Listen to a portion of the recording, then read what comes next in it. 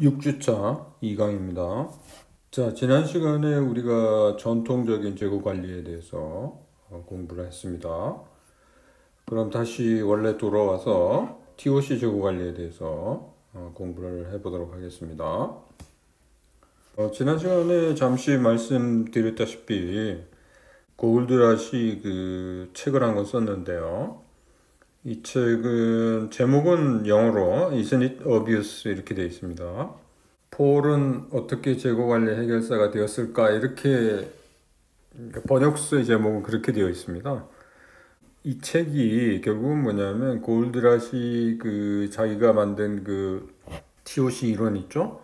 그거를 이 재고관리에 적용한 거예요. 그래서 그거를 소설 형식을 빌려서 설명을 하고 있습니다. 우리가 전통적인 재고관리 기법 얘기할 때 수요가 이제 불확실하다는 얘기를 했죠. 그래서 변동성 때문에 안전재고를 유지하고 뭐 그런 얘기를 했습니다.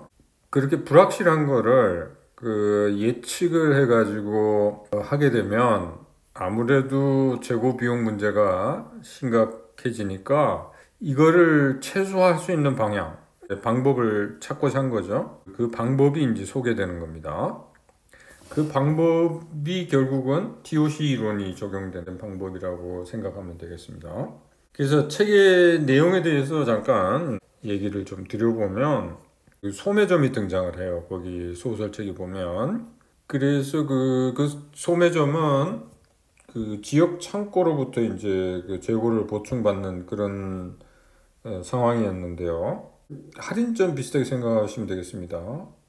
그래서 그 품목이 굉장히 다양하게 있었는데 일부 품목은 재고가 넘쳐나고 일부 품목은 재고가 부족하는 그런 현상들이 막 발생을 했었어요. 그리고 뭐 그렇게 수익성도 그렇게 좋은 건 아니었고요. 근데 우연찮게 그 매장에 이제 재고를 보유하고는 있었는데 그 재고를 보유할 수 없는 상황이 발생했습니다. 그러니까 창고에 뭐 물이 찬다든지 뭐 그런 일 때문에 재고를 보유할 수가 없었어요. 그런 상황이 발생해가지고 가지고 있던 재고를 이제 지역 창고로 옮겼습니다. 그러니까 원래 이제 지역 창고로부터 재고를 보충받는데 지역 창고로 이제 그걸 옮겼어요. 여기서 지역 창고라는 그 의미는 뭐냐면 이 지역 창고에서 소매상이 여러 군데가 있는데 그 여러 군데의 그 지역 창고 중앙에서 그 재고를 보충해주는 그런 역할을 하는 게 지역 창고입니다. 근데 그 지역 창고로 이제 그 재고를 다 보내버렸어요. 근데 그 뒤로부터 오히려 수익성도 좋아지고 이 할인점이 오히려 더 좋아진 거예요. 자기가 재고를 보유하고 있을 때보다 지역 창고로 그 재고를 보내버리니까 더 좋아진 거예요. 그래서 이유가 뭔지 그거를 이제 그 소설 형식을 빌려갖고 이제 분석하면서 그 TOC 재고 관리에 대한 내용을 설명을 하고 있는 겁니다. 여기 이제 그 네 개의 그 개체가 등장을 해요. 그러니까 소매점, 즉 할인점이 있고요. 그 다음에 지역 창고가 있고요. 그 다음에 그 지역 창고에 또 공급을 해주는 중앙 창고가 있고, 그 다음에 중앙 창고는 또 여러 공급자로부터 이제 그 공급을 받는 거죠. 그래서 이 네 개의 개체가 있습니다. 개체별로 그 상황들이 이제 설명이 되는데 거기에 대해서 한번 살펴보도록 하겠습니다. 일단 소매점의 경우를 한번 살펴보도록 하겠습니다. 소매점에서 아까 얘기했듯이 매장에 보유하던 재고를 지역 창고로 옮겨야 하는 상황이 발생했습니다. 그러니까 물리적인 상황이죠. 그러니까 창고가 뭐 물이 차가지고 이제 그런 일이 생겼는데, 근데 아까도 말씀드렸다시피 재고를 지역 창고로 옮긴 후에 소매점 실적이 향상됐어요. 그 실적 향상이 뭐냐면 우선 재고 회전율이 증가합니다. 그러니까 재고 회전율은 뒤에 나오겠습니다만은 평균 재고 수준분의 순매출입니다. 그런 식으로 계산돼요. 그러니까 평균 재고 수준분의 위에는 이제 매출이 되겠습니다만은 그 재고 회전율이 증가했고, 그 다음에 이건 좋은 겁니다. 긍정적인 효과입니다. 그 다음에 재고 부족이 발생하는 품목 수가 또 감소를 해요. 그죠? 전체적으로 그래서 수익성이 굉장히 좋아졌다는 겁니다. 그 소매점의 경우에 어떤 일이 발생했냐면 지역 창고는 이제 재고를 옮기고 나서. 물론 이제 재고에 대한 지배력 이런 것들은 이제 지역 창고로 옮겼기 때문에 소매점 입장에서는 그 권한을 별로 행사하기가 어렵잖아요. 자기가 재고를 보유하고 있을 때보다, 그죠? 근데 재고 보충 방법이 어떻게 달라졌냐면 매일 주문을 하는 식으로 바꿔졌고요. 옛날에는 이제 그렇지가 않았는데 재고 보충이 자주 이루어집니다. 그 다음에 매장에서는 품목별로 일일 평균 매출의 20배의 물량을 재고로 보유하는데요. 처음에. 이제 물론 이건 이제 변동이 있습니다. 뒤에 그걸 운영하면서 뭐 상식적으로 생각해가지고 잘 안 나가는 품목 같은 경우는 그죠? 많이 보유할 필요가 없잖아요, 재고를. 그러면 그 뭐 보유량을 그죠? 목표 재고 수준이 뒤에 나옵니다만은 목표 재고 수준을 줄이는 거죠. 또 반대로 잘 나가는 품목 같은 경우에는 목표 재고 수준을 높여야 되겠죠. 뭐 그런 식으로 나중에 이제 조정을 하게 됩니다. 그리고 매일 이제 그 판매량을 체크를 해요. 품목별 판매 추이를 알아보기 쉽게 하기 위해서 색깔을 이용하는데 재고 회전율이 예상보다 높은 품목의 경우에는 빨간 코드를 부여하고요. 그래서 일주일간 지속되면 목표 재고 수준을 높이고 아까 얘기했듯이 그 다음 재고 회전율이 낮을 경우에는 초록 코드를 부여해서 2주간 지속되면 목표 재고 수준을 낮추고요. 그 다음에 노란 코드는 적절한 재고 수준이 유지되고 있음을 의미합니다. 그래서 이 색깔을 이용해 가지고 품목별로 판매 추이를 보고 목표 재고 수준을 이렇게 조절을 하는 거예요. 그럼 지역 창고의 경우에는 어떻게 됐냐? 과거에는 지역 창고가 특정 품목을 박스 단위로 소매상에게 재고 보충을 했습니다. 그러니까 박스 단위로 이렇게 보충을 해줬는데 이제는 매일 이제 소매점이 그 지역 창고에 이제 주문을 하고 근데 그게 이제 매일 하게 되니까 이제 소량이 되죠. 그래서 소매점이 필요한 만큼만 이제 재고 보충을 하는 식으로 바뀌게 됩니다. 그리고 과거에는 주문 물량이 종종 늦게 도착해서 재고 부족 현상이 발생했는데 이제는 지역 창고로부터 재고 보충이 신속하게 이루어지고 옛날에 이제 박스 단위로 했기 때문에 박스가 없으면은 이제 못 보내줬잖아요.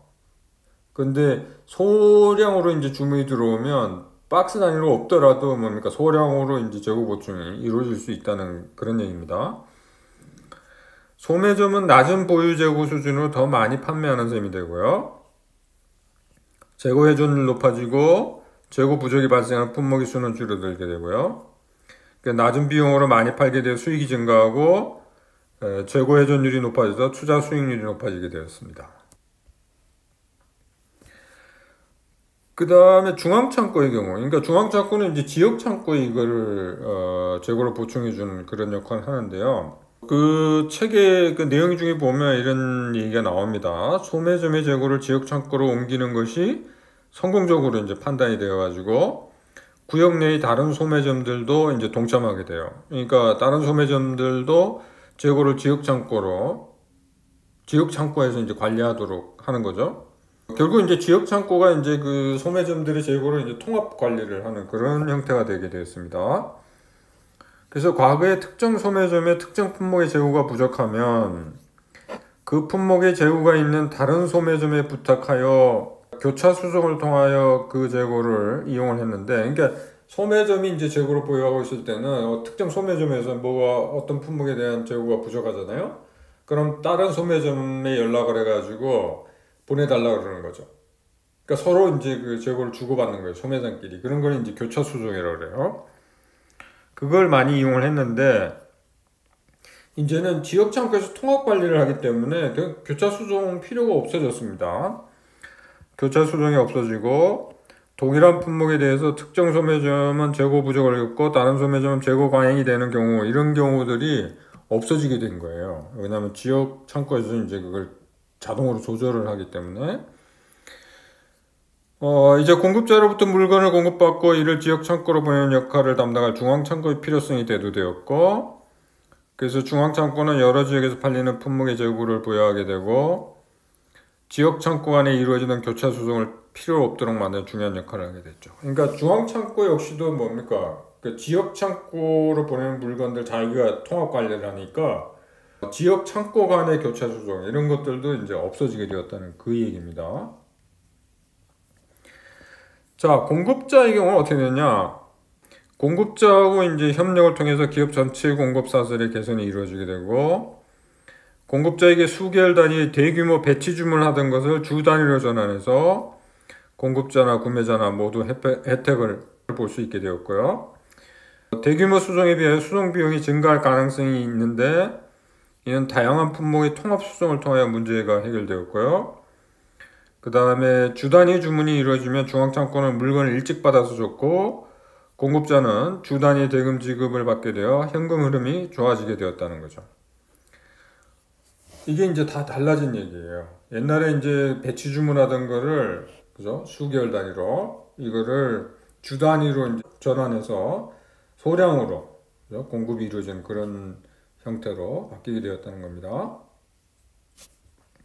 그러면 이러한 스토리에서 우리가 얻을 수 있는 그런 교훈이 뭐냐? 첫 번째, 보유 재고 수준을 최소화해라.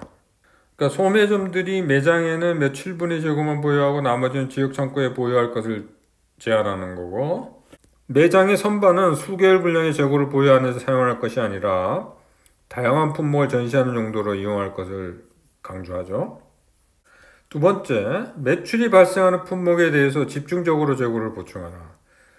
잘 팔리는 품목이 결국 수요가 있는 품목이므로 일일 판매 데이터를 검토해서 잘 팔리는 품목을 집중적으로 재고 보충하면 재고 부족 현상을 줄일 수 있다는 거고요. 그 다음, 재고를 소매점별로 보유하지 말고 지역 창고에 보유하라. 지역 창고에 재고를 보유하게 되면 모든 지역 소매점에서 가장 많이 요구되는 품목 및 재고 부족 품목 등을 추적할 수 있고요. 이러한 데이터는 지역 소매점의 수요를 통합한 통합 구매를 가능하게 하고 가장 필요한 품목을 적시에 구매하는 데 도움이 되고요. 이게 이제 수요가 통합되면 통합 수요 예측을 하게 되고 그걸 통해서 이제 그 양만큼을 이제 구매를 하게 되는데, 근데 그런 것도 있습니다. 수요를 개별로 이렇게 예측하는 것보다 통합해서 하게 되면 훨씬 더 예측 자체도 정확해진다는 게 있어요. 그걸 통합 수요 예측이라고 하는데, 그런 효과가 있고요. 그 다음에 주문이 앞당겨 이루어져서 구매와 배송의 사이클 타임이 축소되고, 소매상의 재고 부족 품목을 보충하는 데 걸리는 시간이 축소되고요. 배치 주문이 이루어질 때는, 그죠? 그 기간도 길고 하기 때문에, 그 주문량이 도착할 때까지는 뭡니까? 재고 보충이 안 이루어지잖아요. 그래서, 그 상당 기간 이제 그 재고 부족 현상을 이제 겪게 되는 그런 문제가 있었는데 그런 것들이 이제 없어진다는 거죠. 재고 부족 품목 보충하는 데 걸리는 시간이 축소된다는 것과 관련해서 예를 들면 만일 10개의 지역 소매점이 있을 경우에 4개의 지역 소매점에서 특정 품목의 수요가 높을 경우에 이 품목에 대한 수요가 있음을 인지하게 되는 거고요. 이를 고려해서 주문을 앞당기게 되면 나머지 6개 지역 소매점도 그죠? 이런 수요가 이제 발생할 거 아닙니까?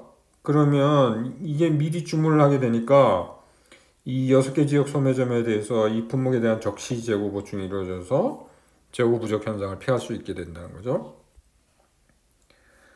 그 다음에 이제 교훈은 재고 회전율을 높이는 게 중요한데요. 아까 재고 회전율 얘기를 했습니다만은 평균 재고 수준분의 매출, 순매출입니다. 그러니까 매출 원가를 얘기하는 건데 재고와 관련 비용 중에서 가장 큰 게 이제 재고에 자금이 묶이게 되는 거죠. 그러니까 재고 회전율을 높이면 이렇게 묶이게 되는 자금이 작아진다는 거예요. 그래서 소량으로 재고를 보유하면 판매가 신속하게 이루어지고 따라서 재고 회전율이 높아진다. 예를 들면 특정 품목의 연간 수요가 1000개일 경우에 1000개를 한꺼번에 주문하는 것이 아니라 250개씩 4번에 걸쳐 주문을 하는 게 재고 회전율을 높이는 방법이 된다는 거죠. 그리고 좋은 ERP 프로그램을 도입하라. 여러분들 요새 이제 기업들이 다 ERP 프로그램이라는 걸 이용하고 있어요. 이건 뭐냐면 기업의 모든 기능들을 하나로 묶는 그런 소프트웨어예요. 거기에 이제 데이터베이스가 하나로 이제 되어서 모든 부서의 데이터가 이제 거기로 종합이 되고 그리고 다 연결이 되어 있어요. 그래서 예를 들면 생산 부서에서 무슨 주문과 관련된 뭔가 양식 이런 게 작성되잖아요. 그럼 이것과 관련된 부서들이 있지 않습니까? 예를 들면 회계 부서도 관련돼 있고 구매 부서도 관련돼 있고 뭐 여러 부서들이 다 관련돼 있잖아요. 그러면 한 번만 작성하면 그게 다 여러 부서로 다 그 자료가 간다는 거죠. 그런 식으로 이게 이제 그런 소프트웨어가 있는데 이 ERP에 보면은 여러 가지 것들을 할 수 있게 그게 다 되어 있습니다. 그러니까 예를 들면 일 판매량, 최소 주문량, 창고의 보유 재고 수준, 재주문점 이런 것들 추적할 수 있는 시스템이 이제 갖춰지게 되는 거고요. 그러면 재고 부족 감축하고 재고 관리에 이제 도움이 된다는 거죠. 이 소프트웨어에 들어가면 기업과 관련된 모든 기능들이 거기에서 그죠? 다 들어가 있고요. 그와 관련돼서 양식들도 그 안에 다 들어가 있고 그 다음에 그 각 분야에서 수행하는 활동들과 관련된 거 그런 것들이 다 거기에 입력이 되고요. 서로 다 연결이 되게 돼 있어요. 그리고 특히 ERP 시스템이 좋은 게 뭐냐면 최고 경영자 입장에서도 굉장히 좋아요. 무슨 자기가 의사결정을 하기 위해 가지고 무슨 자료를 뽑고자 하잖아요. 그러면 옛날 같으면 이제 부서에다가 그걸 요청을 해야 됩니다. 이런 자료 뽑아달라고. 근데 ERP 시스템 하에서는 바로 최고 경영자가 뽑을 수도 있어요. 그냥 바로. 그만큼 데이터베이스가 잘 되어 있기 때문에 원하는 정보를 빨리 쉽게 얻게 될 수가 있습니다. 그러니까 여기서 제시하는 이런 방식을 이용하면 전통적인 그 재고관리 기법을 이용할 때보다 훨씬 더 여러 가지 긍정적인 효과를 얻을 수가 있다는 거죠. 지금 TOC 이제 그 지금 재고관리에 대해서 지금 살펴봤습니다만은 이게 결국은 뭘로 이어지냐 하면 거기다 아까 보면은 뭐 소매점 얘기 있었고 지역창고 그다음에 중앙창고 공급자 뭐 이렇게 돼 있었잖아요. 이게 사실은 보면은 하나의 공급 사슬을 이루는 거예요. 그래서 이게 TOC 재고 관리라고 좀 우리가 얘기할 수도 있지만 사실은 좀 확대하면 TOC 공급 사슬 관리라고 이렇게 얘기할 수도 있겠습니다. 그래서 TOC 이제 공급 사슬 관리에 있어서 그 이슈 그거를 먼저 한번 보면요. 일단은 뭐 어느 경우나 마찬가지겠습니다는 예측이 굉장히 불확실하죠. 그래서 불확실성이 크면 클수록 이제 우리가 지난번에 봤듯이 재고를 많이 보유해야 됩니다. 그런데 그렇게 많이 보유하다 보면 재고 비용이 많이 발생하죠.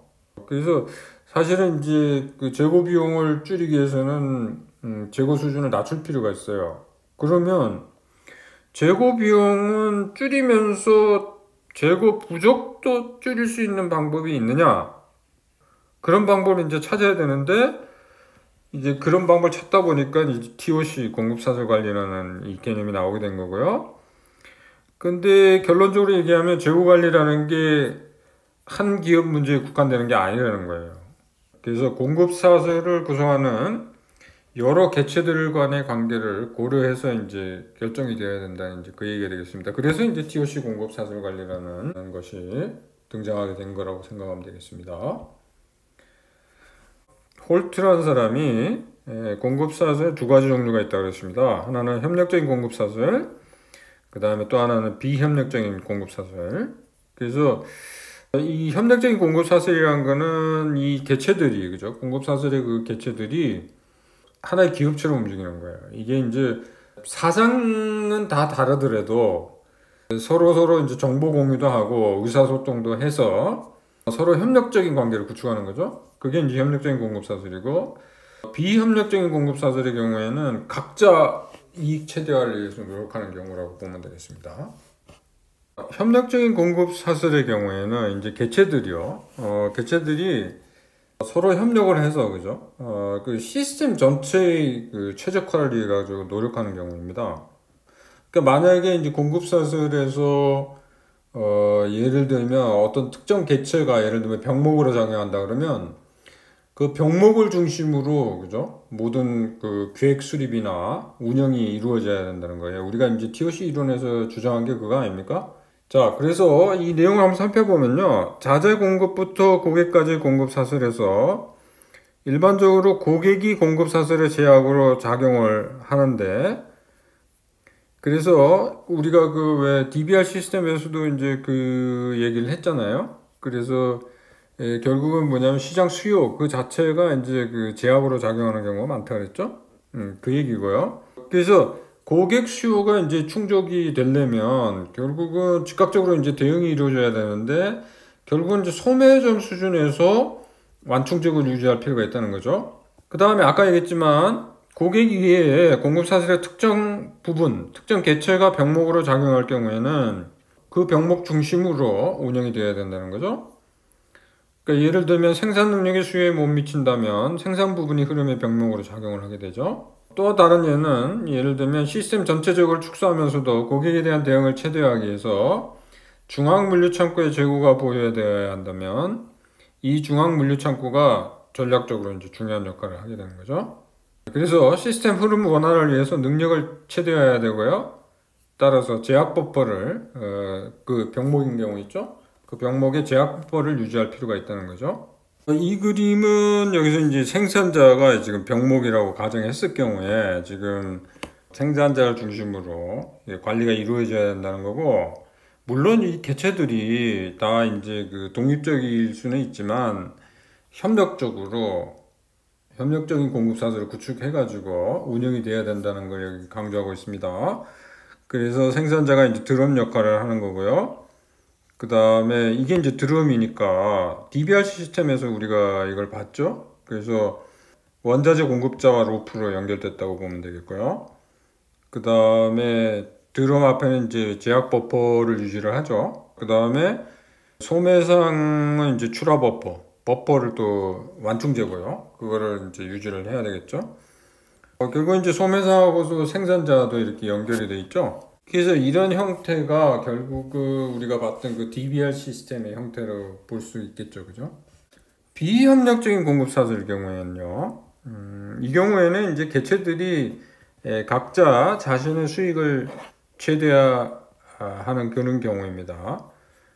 그래서 이 경우에는 이게 서로 협력 관계가 아니기 때문에 스스로 이제 버퍼를 창출을 해야 돼요, 스스로.